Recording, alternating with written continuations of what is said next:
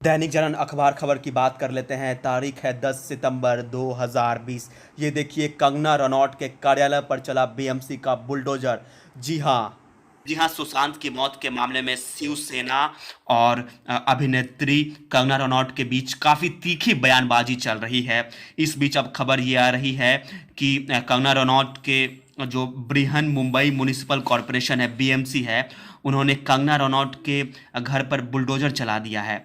BMC यानी Brihan Mumbai municipal corporation, जैसा कि दिल्ली में होता है दिल्ली म्युनिसिपल कॉरपोरेशन, वैसे कि बम्बई में यानी मुंबई में भी बीएमसी होता है, जो कि ये देख रेख करता है।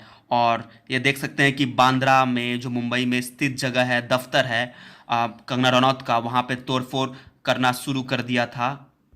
बीएमसी ने उनके कार्यालय को ध्वस्त कर दिया, यानी जो कंगना रनौत का कार्यालय था, दफ्तर था, उनको तोड़फोड़ करना शुरू कर दिया था बीएमसी ने।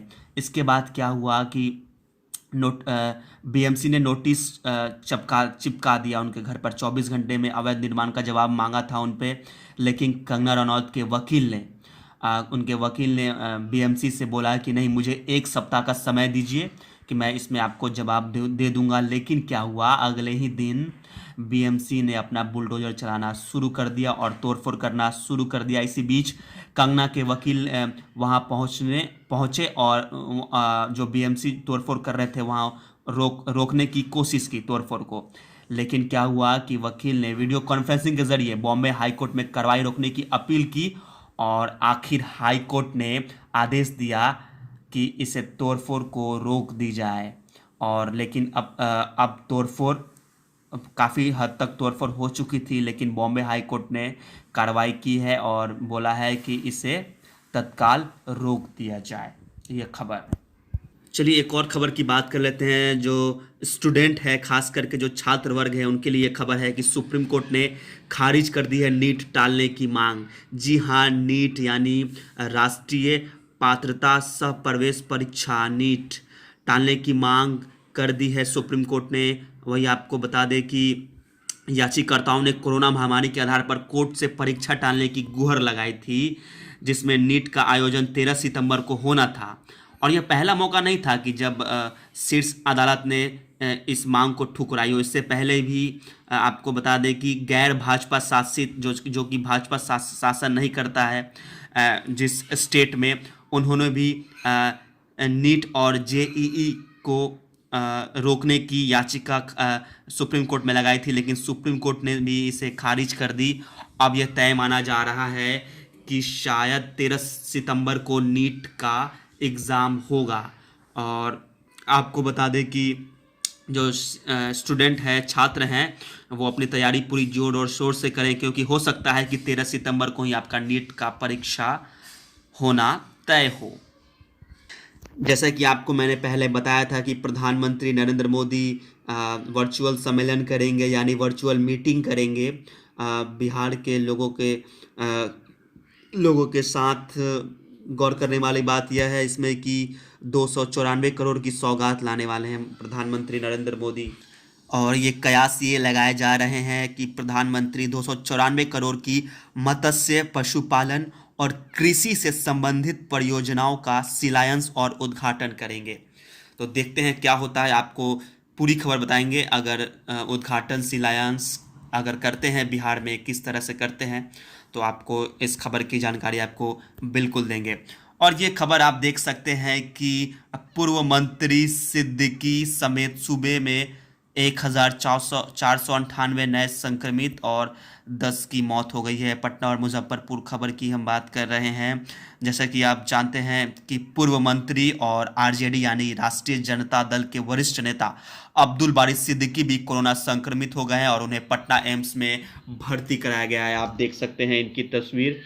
आप देखते हैं कि अपने आप को क्वारंटीन करेंगे ये, और अस्पताल में तो भर्ती हो गए हैं और जल्द ठीक हो जाएंगे, ऐसा लगता है। किसानों के लिए अच्छी खबर है, क्योंकि योनो ऐप, कृषि ऐप जो किसान के लिए है, वो किसानों की ज़िंदगी में खुशहाली आएगी इस ऐप से। आप इस ऐप को डाउनलोड भी कर सकते हैं। अगर योनो कृषि ऐप से खेतों में हरियाली और किसानों की ज़िंदगी में खुशहाली आएगी इस ऐप से। यानी आपको बता दें कि अब किसान इस ऐप के ज़रिए घर बैठे अपने देश स्तर में उन्नत बीज की खरीदारी, सरकारी योजनाओं का लाभ और बैंकिंग सुविधाएं प्राप्त कर सकेंगे। यानी कृषि मंत्रालय, केंद्रीय कृषि मंत्रालय की ओर से योनो कृषि ऐप की शुरुआत की गई है और राष्ट्रीय बागवानी अनुसंधान परिषद और स्टेट बैंक ऑफ इंडिया ने इसके लिए करार किया है, यानी कि जॉइंट वेंचर किया है। और इस ऐप के ज़रिए मुजफ्फरपुर और समेत देश भर के किसान किसी भी प्रकार के बीज का ऑर्डर दे सकते हैं। अगर आपको ज़रूरत पड़ने पर एसबीआई उन्हें वित्तीय सुविधाएं भी उपलब्ध कराएगी। वही आपको बता दें कि अगर किसान को किसी बीज की ज़रूरत पड़ती है तो आप इस ऐप के ज़रिए बताया गया है कि टमाटर, प्याज, भिंडी, बैगन, मिर्च, शंकर मिर्च, तरबूज, खरबूज, शिमला मिर्च, मूली, लोबिया, मटर, सेम, चौलाई, पालक, धनिया, फ्रेंच बीन सहित बागवानी में 60 फसलों की ऑनलाइन खरीदारी कर सकेंगे। अब आराम से आप किसान ऑनलाइन खरीदारी कर सकते हैं। योनो कृषि ऐप डाउनलोड कीजिए अपने फ़ोन में और आसानी से आप अपने बीज को घर मंगवाइए। यह डिजिटल सुविधाएं किसान को दी गई है। और ख़ास बात इस ऐप की यह है कि यह हिंदी और अंग्रेज़ी के अलावा 10 क्षेत्रीय भाषाओं के अलावा 10 क्षेत्रीय भाषाओं में उपलब्ध है यह योनो कृषि ऐप। बिहार में, जैसा कि बिहार में आपको बता दें कि जिउतिया व्रत शुरू हो गया है। ये जिउतिया व्रत शुरू क्यों बिहार में मनाया जाता है, यानी ये व्रत शुरू हो गया है और ये क्यों यह व्रत को मनाया जाता है बिहार में, आपको बता दें कि संतान के सुख, शांति, समृद्धि और लंबी आयु की कामना इस व्रत में किया जाता है और नहाय खाए के साथ शुरू हो गया है यह पर्व। और इस दौरान जो व्रत महिलाओं ने व्रत का संकल्प लिया है और व्रती ने महुआ की रोटी, नूनी के साग का भोजन किया है और उसके बाद गुरुवार को 24 घंटे के उपवास पर रहने के बाद शुक्रवार सुबह व्रत का पारण किया जाएगा। और जिउतिया को लेकर मडुआ में आटा, नूनी का साग, झिगुनी का पत्ता, केराव आभूषण की मांग बढ़ रही है इधर, बता दें आपको। और शहर के विभिन्न इलाकों में मडुआ का आटा 80 रुपये और नूनी का साग 100 रुपये किलो तक बिक गया है। और वही सोना चांदी ने जिउतिया आभूषण की बिक्री भी हुई है। यानी जिउतिया फेस्टिवल्स की शुरुआत हो गई है और कई महिलाओं ने जिउतिया की खरीदारी करना शुरू कर दिया था। और ये खबर देख सकते हैं कि आप नहाय खाए के साथ जिउतिया व्रत शुरू हो गया है। ये खबर को देख सकते हैं आप, सुशील कुमार मोदी जो कि उप मुख्यमंत्री है बिहार के, उन्होंने यह कहा है कि जो 20 लाख करोड़ जो सरकार, केंद्र सरकार, भारत सरकार द्वारा घोषित किया गया था बिहार के लिए, वो पैकेज को आधिकारिक लाभ बिहार के किसानों और उद्यमियों और छोटे कारोबारियों तक जल्दी से जल्दी पहुंचाए। आपको बता दें कि अभी तक ये सही ठीक ठाक से 20 करोड़ का जो पैकेज दिया गया था भारत सरकार के द्वारा, वो अभी इनका लाभ नहीं पहुंचाया गया है। वही कहना है उप मुख्यमंत्री सुशील कुमार का कि ये लाभ जल्द से जल्द लोगों को पहुंचाए। वही आपको बता दें कि रघुवंश प्रसाद सिंह, आपको बता दें कि आरजेडी के वरिष्ठ नेता, राष्ट्रीय जनता दल के वरिष्ठ नेता हैं और ये पूर्व केंद्रीय मंत्री भी हैं, रघुवंश प्रसाद सिंह। आपको बता दें कि रघुवंश प्रसाद सिंह की तबीयत फिर बिगड़ गई है और आईसीयू में भर्ती हो गए। उनकी तबीयत ठीक नहीं चल रही थी, कोरोना वायरस पॉजिटिव भी पाए गए थे, लेकिन रघुवंश प्रसाद को एम्स में भर्ती कराया गया था इसके लिए। उसके बाद ही वो कोविड समस्या आने लगी उनको, लेकिन वो ठीक हो गए थे। लेकिन उसके एक बाद फिर खबर आ रही है कि उनके अचानक तबीयत बिगड़ गई है और आईसीयू में उन्हें भर्ती कराया गया है। ये खबर आप देख सकते हैं। और आपको बता दें कि हाल में ही रघुवंश ने जून में राजद के राष्ट्रीय उपाध्यक्ष पद से इस्तीफा भी दिया था और उस वक्त वो पटना के एम्स में कोरोना का इलाज करा रहे थे। यानी वो आरजेडी के राष्ट्रीय उपाध्यक्ष पद से इस्तीफा दे दिया है। ये देखिए, ये खबर आप देख सकते हैं, महासमर 2020, इसमें बस चुनाव की बात की गई है, बस चुनाव ही चुनाव। गौरतलब है कि चुनाव का माहौल चल रहा है बिहार में, चुनावी जो हवाएं हैं वो बह रही है चारों ओर, चारों दिशाएं आप देख सकते हो। इसमें कहा गया है कि बिहार में अनुसूचित जाति एवं अनुसूचित जनजाति का 16% वोट बैंक होने का अनुमान लगाया जाता है। यानी बिहार में जो जातिवाद जो वोट होता है वो तकरीबन 16% होता है। इसमें क्या हुआ है, ये बताया गया है कि इस वोट बैंक के हथियाने के लिए राजनीतिक दल तरह तरह के उपाय में जुटे हैं। यानी इस बार ऐसा लगता है कि जो नेता हैं वो वोट बैंक जो जनजाति जाति के नाम पे वोट जुटाने में जुट गए हैं और हलचल तेज हो गई है। खास तौर पर स्वयं को इस वर्ग से स्वयंभू नेता घोषित कर चुके हैं। यानी नेताओं ने भी होड़ मची हुई है। मुख्य धारा की सभी पार्टियां इस रणनीति में कुछ चेहरे भी आगे कर रही है। चुनाव की जीत में गारंटी रही है दलित। कभी बिहार के दलितों के 16% वोट बैंक पर राजद अपने कब्जे का दावा करता था। नीतीश कुमार के हाथ में सत्ता आई तो अत्यंत पिछड़ी जातियों के अलावा दलितों के सामाजिक शैक्षणिक और आर्थिक उत्थान के लिए कई योजनाएं शुरू कर दी गई। यह वर्ग जदयू से जुड़ता चला गया। जदयू एनडीओ में रहा तो इसका लाभ इस गठबंधन को मिला। यानी आपको बता दें कि पहले जो दलित का वोट था वो दलित का वोट 16% आरजेडी यानी राष्ट्रीय जनता दल के कब्जे में थी जो दलित का वोट है। लेकिन अब क्या हुआ कि नीतीश कुमार के हाथ में जब सत्ता आई तो ये जो पिछले जो जातियां थे उसके अलावा दलित के जातियां जो थे अब वो उनके लिए कई कार्य करना शुरू कर दिया था। नीतीश कुमार की जब सरकार आई तो वो जो अ, वोट बैंक जो जाति अनुसूचित जाति की थी वो नीतीश कुमार के पक्ष में आ गई। लेकिन जब एनडीए यानी नेशनल डेमोक्रेटिक पार्टी एनडीए और जदयू और भाजपा में जब गठबंधन हुआ तो यह वोट काफ़ी हद तक जदयू से जुड़ता चला गया। जी हाँ, जो ये वोट बैंक है अनुसूचित जाति का उसकी बात कर रहे हैं।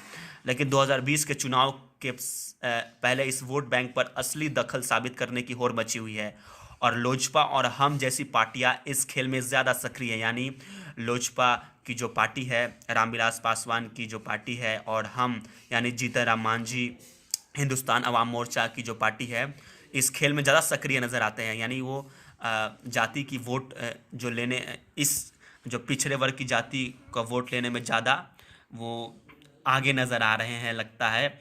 और वही आपको बता दें कि रामविलास पासवान जीतन राम मांझी बाबू जगजीवन राम की पुत्री मीरा कुमारी, जी हाँ, उनकी पुत्री मीरा कुमारी को कयास लगाए जा रहे हैं कि वो बिहार के जो कांग्रेस जो चुनाव हो रहा है उनको खड़ा किया जाए मुख्यमंत्री का पद। लेकिन देखते हैं कि वोट बैंक को साधने की कोशिश करते रही हैं ये लोग और अब देखते हैं कि इस बार जनता उन्हें जवाब जरूर देगी और वोट बैंक के नाम पर वोट नहीं देगी, काम पर वोट देगी। देखते हैं क्या होता है इस बार चुनाव में। और ये देखिए बता रहे हैं कि गांव-गांव में दिखने लगा है भाजपा का डिजिटल पावर। जी हाँ, भाजपा ने अपने सबसे नीचे की इकाई पन्ना प्रमुखों का भी व्हाट्सएप ग्रुप बना लिया है। भाजपा व्हाट्सएप ग्रुप बनाकर तरह-तरह के प्रचार प्रसार कर रहे हैं, लोगों को जागरूक कर रहे हैं। इसके साथ-साथ जदयू भी पीछे नहीं है और कांग्रेस भी अपने पीछे नहीं है, आरजेडी भी पीछे नहीं चल रही है। वो सभी गाँव-गाँव में डिजिटल प्रचार करते दिख रहे हैं। और गौरतलब है कि कोरोना महामारी चारों तरफ घिर गया है और इसके अलावा आपके पास कोई विकल्प भी नहीं बचता है। आप डिजिटल माध्यम से आप चुनाव प्रचार प्रसार कर सकते हैं। इसके लिए भाजपा का तो राष्ट्रीय अध्यक्ष जेपी नड्डा और केंद्रीय गृह मंत्री अमित शाह की वर्चुअल रैली से सबसे ज़्यादा लोगों से जोड़ा जा सका है। प्रधानमंत्री मोदी की मन की बात डिजिटल प्लेटफॉर्म पर सबसे अधिक सुनी जा रही है। इसी के बूते भाजपा चुनाव से संबंधित तमाम समितियां का गठन कर चुकी है और भाजपा इसमें काफ़ी अलग भी चल रही है। आप देख सकते हैं कि अहम बात इसमें यह है कि भाजपा की पार्टी के अनुषंगिक संगठन यानी महिला मोर्चा, युवा मोर्चा, किसान मोर्चा, SC ST मोर्चा जैसे संगठनों के साथ IT सेल तक का दावा है कि बूथों के व्हाट्सएप ग्रुप में 150 से 200 करोड़ लोग जुड़ गए हैं। जी हाँ, भाजपा के तो अब अलग अलग मोर्चा खोल दिया है, किसान मोर्चा, युवा मोर्चा, इनके इनके थ्रू लोग चुनाव प्रचार प्रसार कर रहे हैं, लोगों से जुड़ रहे हैं और भाजपा की IT सेल और से और मजबूत होती जा रही है, ये बताया गया है इसमें। ये देखिए रालोसपा के अध्यक्ष उपेंद्र कुशवाहा सीट बंटवारों के लिए अब कांग्रेस पर निर्भर दिख रही है। रालोसपा, जी हाँ, ये हुआ क्या है कि सीट बंटवारों को लेकर रालोसपा थोड़ी सी नाराज़ी चल रही है इनमें, क्योंकि गठबंधन में है। सीट बंटवारे को लेकर आरजेडी के अड़ियल रवैये से निराश रालोसपा अब कांग्रेस के भरोसे चल रही है। राजद से सम्मानजनक सीटों को लेकर कोई भरोसा नहीं मिलने से रालोसपा उलझन में है। सूत्रों की माने तो कहा गया है कि आरजेडी और कांग्रेस के बीच ही बंटवारा होगा, उसके बाद ही अन्य दलों की तरजीह दी जाएगी। देखिए, सीट बंटवारे को लेकर काफ़ी दिक्कत हो रही है। इसमें यह बताया गया है कि इस बार कांग्रेस 90 सीटों से कम पर मानने की तैयार नहीं है। तो वही आपको बता दें कि आरजेडी यानी राष्ट्रीय जनता दल की इच्छा खुद के पास कम से कम 160 सीट रखने की है, यानी 160 सीट तो वो ले जाएंगे। और बचा खुचा है, दिक्कत इस बात की है कि रालोसपा के अध्यक्ष उपेंद्र कुशवाहा और वीआईपी यानी विकासशील इंसान पार्टी के साथ है, जिन्हें सीटों के लिए राजद का मोहताज होना पड़ रहा है। यानी सीटों में दिक्कत हो रही है। कांग्रेस को तो 90 मिल रही है, 160 सीटें राजद खुद दावा कर रही है, लेकिन दिक्कत रालोसपा के साथ हो रही है।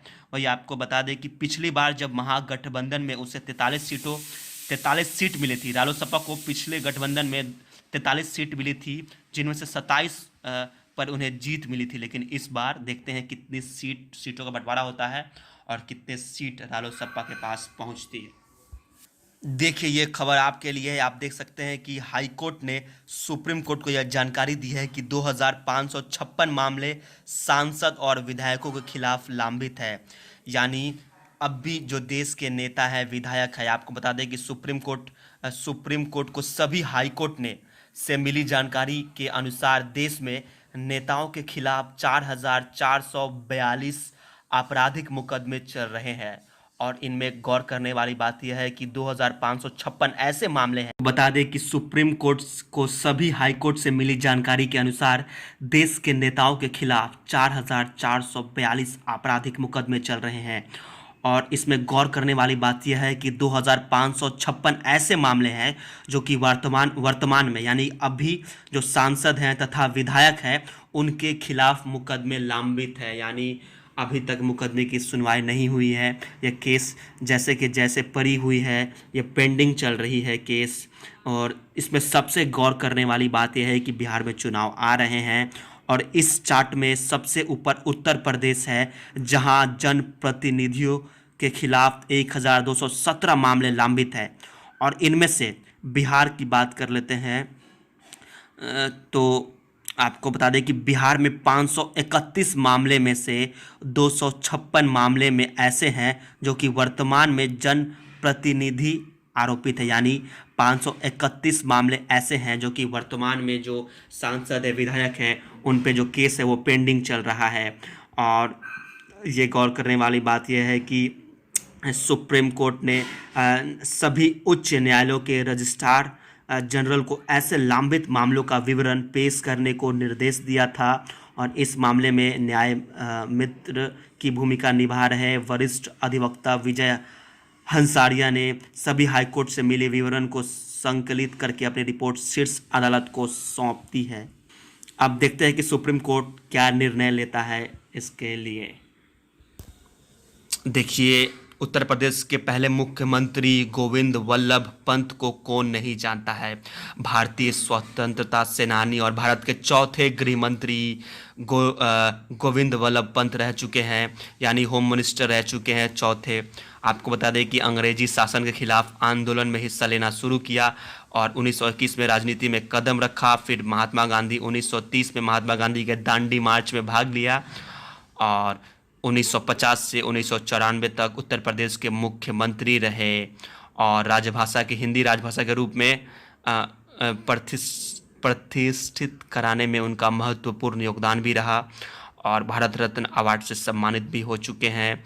और 1961 में उनका देहांत हो गया। गोविंद वल्लभ भाई पंत उत्तर प्रदेश के पहले मुख्यमंत्री थे।